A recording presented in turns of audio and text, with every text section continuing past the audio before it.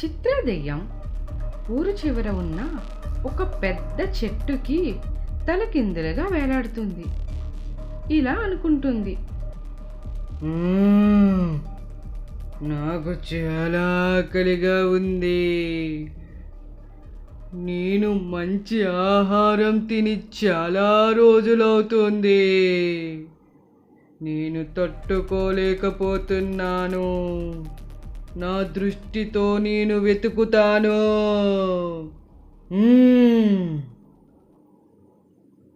అదుగో అక్కడ దొరికింది గొర్రి.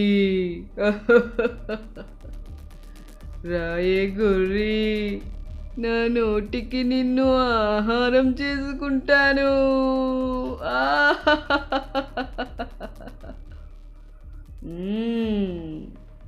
ఉండు, చాలా రుచిగా ఉన్నావే గొర్రి. అయినా ఈ చిత్ర దెయ్యానికి ఆకలి తీరలేదు.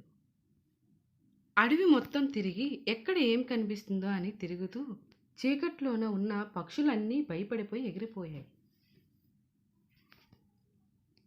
లిల్లీ, పింకీ, సుధా భోంచేస్తున్నారు. లిల్లీ అంటుంది, చాలా బాగుంది. సుధా ఇలా అంటుంది, చూడండి లిల్లీ, పింకీ, మీరు పొద్దున్న వేగంగా లేగాలి, పడుకోండి. ఇక్కడ రాజన్న లిల్లీ కోసం ఆలోచిస్తున్నాడు. నా బిడ్డ అక్కడ ఎలా ఉందో. రాజమ్మ పడుకునేసరికి రాజన్న ఒక కల కాస్తాడు. అయ్యో, నా బిడ్డ, ఆ భూతం నా బిడ్డని తినేసింది. ఏంటి నాకు ఇలాంటి కల వచ్చింది? నాకు చాలా భయంగా ఉంది అని ఆలోచించుకొని మళ్ళీ రాజన్న పడుకుండిపోతాడు. పొద్దున్నే లేచి చూసుకుందామని లిల్లీ, పింకీ ఆడుకుంటారు. లిల్లీ ఇలా అంటుంది, మనం ఆడుకుందాం. సరే పద, షాప్కి వెళ్దాం. అంకుల్, మాకు ఏదైనా తినడానికి ఇవ్వండి. సరేనమ్మా. లిల్లీ, పింకీ ఆడుకుంటున్నారు. అక్కడికి ఆ పిచ్చుక వచ్చింది. లిల్లీ ఎక్కడ ఉన్నా ఆ పక్షి కనిపెడుతూనే ఉంటుంది. లిల్లీ, నువ్వు ఇక్కడ ఉన్నావా? నాకు తెలుసు. నేను ఇక్కడే ఉన్నానని నీకు ఎలా తెలుసు పిచ్చుక? నాకు అన్నీ తెలుసు. నీకు ముందే చెప్పానుగా నాకు అన్నీ తెలుసని. నీకు నేను ముందే చెప్పాను, జాగ్రత్తగా ఉండు అని, సరేనా అని పిచ్చుక మాయమైపోతుంది. లిల్లీ అనుకుంటుంది, చా, ఈసారి నేను పింకీకి పిచ్చుకని చూపిద్దామనుకున్నా, ఈసారి కూడా మాయమైంది. ఇంకోసారి ఈ పిచ్చుక వస్తే వదిలే ప్రసక్తే లేదు. రాజన్న, రాజమ్మ పొలానికి వెళ్తున్నారు, పొలం పని చేయడానికి.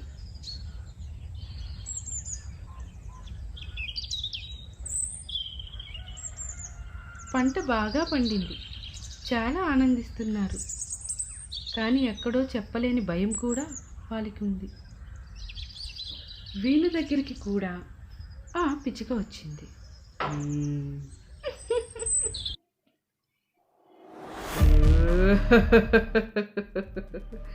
వీళ్ళెక్కడున్నారో తెలుసుకోలేకపోతున్నాను. ఇక లాభం లేదు. నా శక్తుల్ని బయటికి తీయవలసిందే. నాలా ఉన్న 2 ఆత్మల్ని బయటికి తీస్తా అని ఆ దెయ్యం ఇంకో 2 శక్తులని బయటికి తీసింది. వీళ్ళకి ఒక పని చెప్తుంది. మీకు పని అప్ చెప్తున్నాను. ఆ పిల్లలు ఫ్యామిలీ ఎక్కడుందో నాకు కావాలి అని అని మాయమైపోతుంది.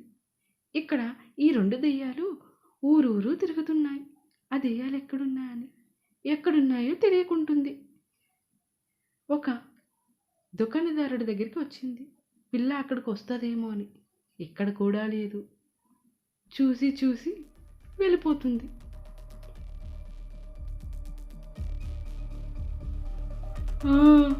వాళ్ళు ఎక్కడున్నారో తెలియడం లేదు. వాళ్ళ జాడ మాకు తెలియడం లేదు. మమ్మల్ని క్షమించు. సిగ్గులేదు మీకు ఆ మాట అనడానికి? మీ రూపాలు మార్చుకొని వెళ్ళండి, దొరుకుతారు అని మాయమైపోతుంది.